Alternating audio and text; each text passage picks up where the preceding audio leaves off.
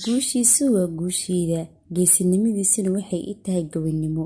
Tillaabo tillaabo ayaan ula socdaa, waxaan ugu sheegaa si uusan ii fahmin dareenka buuxi aanu qabo midkaan jeclaaday, xitaa aan agtiisa ka lahayn wax qiimo ah.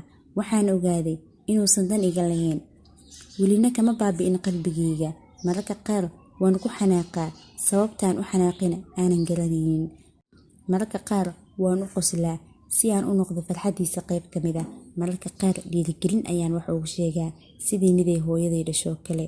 Wuxuu igu jawaabaa oo keliya waad mahadsan tahay, balse ani waxaan ku leeyahay dhiirigelintani tani waa mid ka soo go'day qalbi adi si xad dhaaf ah kuu jecel.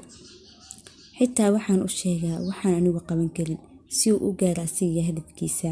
Waan caawiyaa asiga imuusan fahmin, si kastay ahaataba weli ma quursanin. Codkiisu wuxuu iga dhigaa mid aan la helinin, mise wuu iga gaabsadaa. Hadal aan faraxsanin ayuu igu jawaabaa, dib uma eega fariinteyda. Gabdhaha kale ayuu iga qiimeeyaa.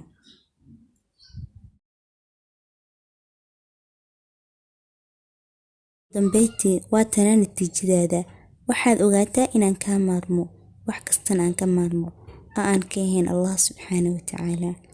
Waxaad ogaataa xilligii aan ku jeclaa ma ahayn shakhsiyadeyda dhabta ah iyo dabeecadeyda.